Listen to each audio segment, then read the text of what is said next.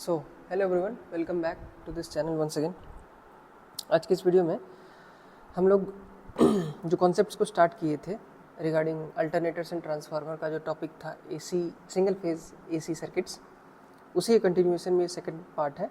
ठीक है, अगर किसी ने फर्स्ट पार्ट नहीं देखा है तो आई वुड रिक्वेस्ट कि please watch the previous video. इससे पहले जो वीडियो अपलोड किया है मैंने पार्ट 1, उसको देखिए, उसके बाद फिर इस वीडियो में आइए ताकि आपको एक बेटर अंडरस्टैंडिंग मिल सके। ठीक है, तो पिछली वीडियोज़ में हमने स्टार्ट किया था single phase AC series circuit, जिसमें से हम लोगों ने पहला जो सर्किट देखा था वो था आपका रेजिस्टिव सर्किट। ठीक है, तो अब रेजिस्टिव सर्किट के बारे में हमने डिस्कस तो किया था। ठीक है, और मैंने कहा था कि उसी को अच्छे से अंडरस्टैंड करने के लिए हम लोग एक न्यूमेरिकल करेंगे, जो कि आपके स्क्रीन पे दिख रहा होगा। ये एक न्यूमेरिकल है, एग्जाम्पल 5.1। ठीक है, और इस क्वेश्चन में कह रहा है कि 50 hertz AC voltage of volt 115 volt is applied across a 70 ohm resistor. Write the equation for the voltage resulting current, drop voltage and current waveforms. ठीक है, तो हमारे पास इस क्वेश्चन को सॉल्व करने के लिए सॉल्यूशन, चलो मैं पेन चेंज कर लेता हूँ, एक मिनट। तो हमें गिवन क्या क्या है, किसी भी न्यूमेरिकल को सॉल्व करने का तरीका सबसे पहला है कि गिवन चीज़ जो है उसको लिख लेना चाहिए। तो गिवन क्या है हमारे पास, फ्रीक्वेंसी का वैल्यू 50 हर्ट्ज दिया हुआ है। ठीक है, वोल्टेज का जो वैल्यू है वो 115 वोल्ट दिया हुआ है। ठीक, और रेजिस्टेंस का जो वैल्यू है वो 70 ओम दिया हुआ है। ठीक, और हमको फाइंड आउट क्या करना है, फाइंड वोल्टेज, अच्छा sorry, equation of voltage, equation of voltage. ठीक है, इक्वेशन ऑफ वोल्टेज, उसके बाद क्या बोला है, and current, and current also wave form of V and I दोनों का। ठीक है, तो अब इस चीज़ को अप्रोच कैसे किया जाए ये सवाल को। ठीक है, तो सिंपल है, कोई रॉकेट साइंस नहीं है। जो हम लोग प्रीवियसली चीज़ सीखे थे उसी चीज़ का हम लोग इस्तेमाल करेंगे। ठीक है, तो सबसे पहला चीज़ कि हमको सर्किट बनाना आना चाहिए। ठीक है, क्योंकि हम लोग एसी सर्किट्स का बात कर रहे हैं और उसमें से भी हम लोग सीरीज सर्किट का बात कर रहे हैं, तो हमें सर्किट डायग्राम बनाने आना चाहिए। ठीक है, तो अकॉर्डिंग टू द इक्वेशन हमारे पास अगर देखा जाए तो एक सर्किट का डेफिनेशन क्या था कि एक सर्किट वो होता है जिसमें हमारे पास एक्टिव और पैसिव एलिमेंट्स सीरीज पैरेलल या फिर सीरीज पैरेलल दोनों में से किसी भी तरीके से कनेक्ट हो सकते हैं। ठीक है, तो उसी डेफिनेशन को इस्तेमाल करते हुए हम लोग एक सर्किट को ड्रॉ कर सकते हैं। वो सर्किट कैसा होगा, थोड़ा सा पेन का मोटाई को बढ़ा लिया जाए।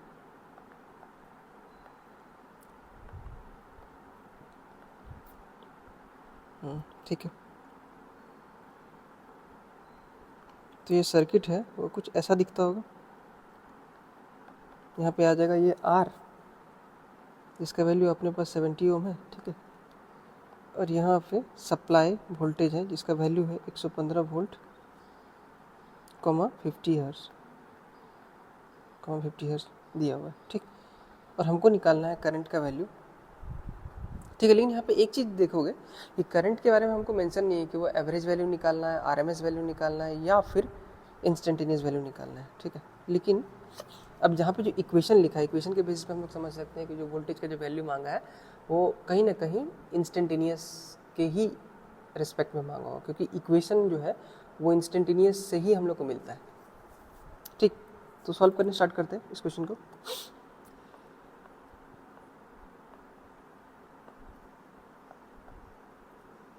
ठीक, तो देखिए,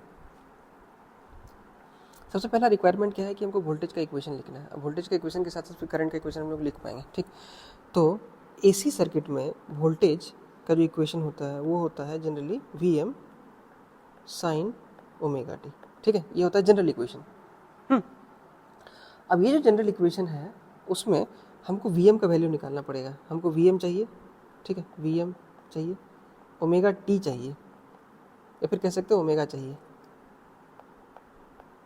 टी तो खैर साथ में रहता है, ओमेगा चाहिए। तो क्या हमको ये दोनों चीज़ मिल सकता है? बिल्कुल मिल सकता है, ठीक।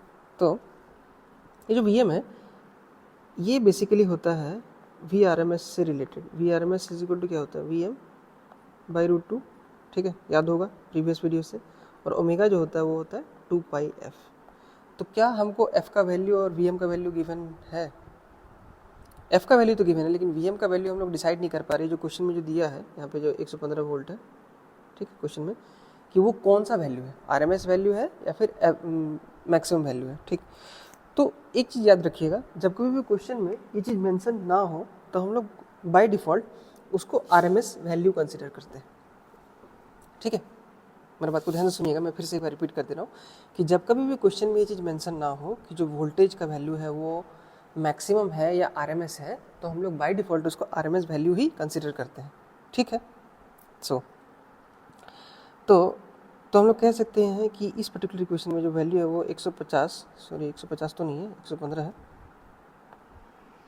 115 जो है वो आरएमएस वैल्यू है। वो क्या हो जाएगा? V M by root T के बराबर हो जाएगा। तो हम लोग यहाँ से कह सकते हैं जो वी एम हो जाएगा वो कितना हो जाएगा? 115 रूट टू। कैलकुलेटर लेके बैठिएगा, ठीक है, उसका वैल्यूज़ हम एग्जैक्टली सॉल्व करा देंगे। इसको सॉल्व कर लीजिएगा, सॉल्व करने के बाद आपका आ जाएगा 162.63 वैल्यू, ठीक है। ये आ गया हमारा वी एम का वैल्यू, ठीक है। अब उसी तरह ओमेगा को हम लोग सॉल्व कर सकते हैं। ओमेगा क्या हो जाएगा? 2 इंटू पाई का वैल्यू कितना होता है? 3.14, ठीक है।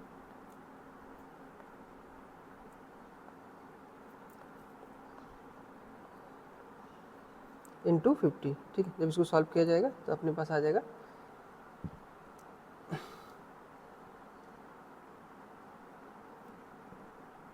एक मिनट सॉल्व कर लेते हैं इसको। 314 आ जाएगा, 314, ठीक है, रेडियन पर सेकेंड ओमेगा का वैल्यू, ठीक है। तो क्या अब हम एलिजिबल हैं इक्वेशन को लिखने के लिए? हाँ बिल्कुल एलिजिबल। देखो हमारे पास वी एम भी है और साइन ओमेगा टी का वैल्यू भी है।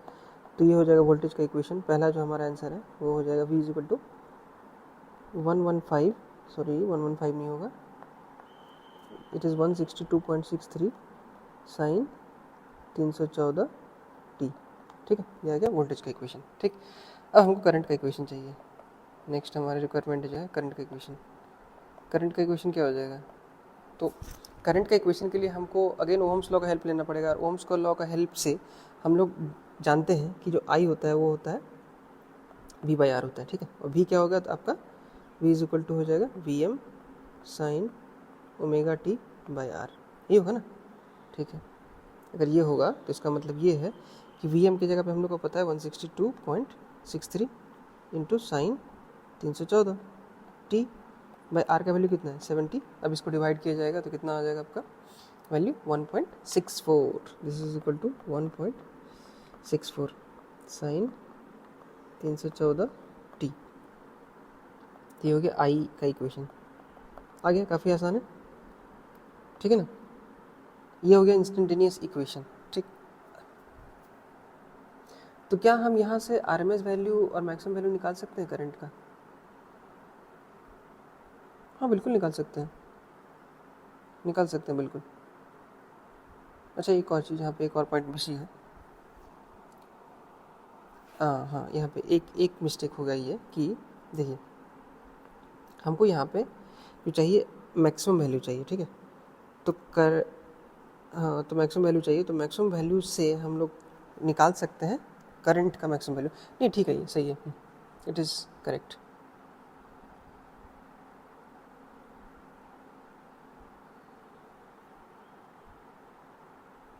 चेक कर लेते हैं, एक मिनट वेट कीजिएगा, चेक कर लेते हैं, थोड़ा सा कैलकुलेशन वेरीफाई कर ले रहा हूँ।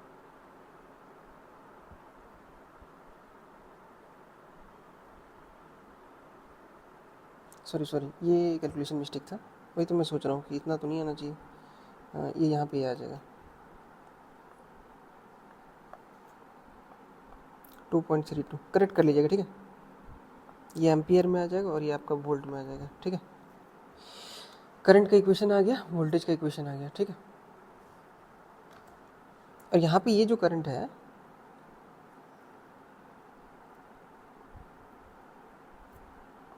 ये जो करंट है ये आपका बेसिकली कौन सा करंट है? मैक्सिमम करंट है, ठीक है। तो क्या हम इससे आरएमएस वैल्यू निकाल सकते हैं? हाँ बिल्कुल निकाल सकते हैं इस पर्टिकुलर रिलेशन से, क्योंकि करंट का जो आरएमएस का इक्वेशन है और जो वोल्टेज का आरएमएस का इक्वेशन है सेम है साइन वेव के लिए, ठीक है। गुड। आगे हमको क्या ड्रॉ करना है इसका? वेव फॉर्म, ठीक। तो वेव फॉर्म जो है, वेव फॉर्म के लिए हमको थोड़ा सा जगह बनाना पड़ेगा। जगह तो नहीं है, जगह है क्या? सॉरी, यहीं पे देखते हैं, ठीक है, यहाँ पे। हाँ वेव फॉर्म के लिए थोड़ा बड़ा हो गया यार।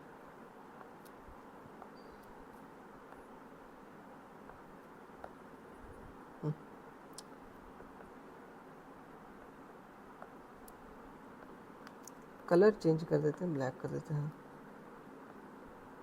वेव फॉर्म, क्योंकि यही तो ड्रॉ करना है ना, ठीक। तो वेव फॉर्म के लिए अपने को चाहिए वेव का शेप्स। तो हम लोग क्या करेंगे, इसका इस्तेमाल करेंगे। ये आ गया यहाँ पे,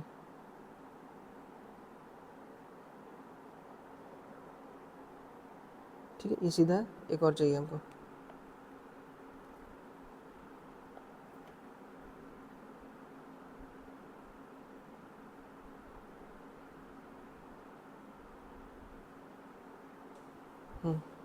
इसको देख लेते हैं सीधा है कि नहीं। हाँ सीधा है, ठीक है। अब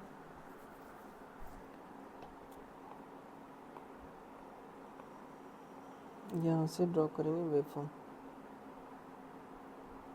ब्लैक से ही करते हैं, ठीक। तो पता है कि जो वोल्टेज है वो साइन वेव की तरह है, तो उसका जो शेप होगा साइन वेव के जैसा ही होगा, ऐसा कुछ, ठीक। ये आ गया वोल्टेज का wave form, V is equal to VM sine omega T, ठीक। सिमिलरली करंट जो है उसका भी तो वेव फॉर्म ऐसा ही होगा ना, क्योंकि हमारे पास रेजिस्टिव एलिमेंट है, रेजिस्टेंस में कोई फेज डिफरेंस नहीं होता है। तो इसका मतलब है करंट जो है, अब देख सकते हैं मैग्नीट्यूड उसका कम होगा, क्योंकि जो इसका वोल्टेज का जो मैग्नीट्यूड था वो ये था। वोल्टेज का मैग्नीट्यूड देखो ये है ना, और करंट का मैग्नीट्यूड ये है, तो ऑब्वियस बात है वो छोटा है उससे, तो यहाँ छोटा दिख भी रहा है। इसका मतलब ये हो जाएगा करंट आई, ये हो जाएगा IM साइन ओमेगा टी, ठीक। तो ये आपका वेव फॉर्म आ गया, और ये वाला जो रहेगा इसका टाइम होगा, ठीक। ऐसे एक और चीज़ हम लोग कर सकते हैं, वो ये है कि जो करंट होगा और जो वोल्टेज होगा वो एक साथ ही चलेगा। एक साथ चलने का मतलब ये है कि उस दोनों के जो फेज डिफरेंस है, जो कि प्रीवियस वीडियोज़ में मैंने डिस्कस किया है, फेज जो डिफरेंस रहेगा वो ज़ीरो रहेगा, क्योंकि करंट के पीछे पीछे, वोल्टेज के पीछे पीछे ही तो करंट है। ये हो गया आपका करंट और ये होगा आपका वोल्टेज, ठीक है। इस दोनों के बीच में फेज डिफरेंस ज़ीरो है, ठीक। तो समझ में आया ना कि इस क्वेश्चन को हम लोग कैसे सॉल्व करेंगे। और ये क्लासिक क्वेश्चन है और इसको आप एक्सपेक्ट कर सकते हैं कि आप एग्ज़ाम में भी आ जाए, ठीक है।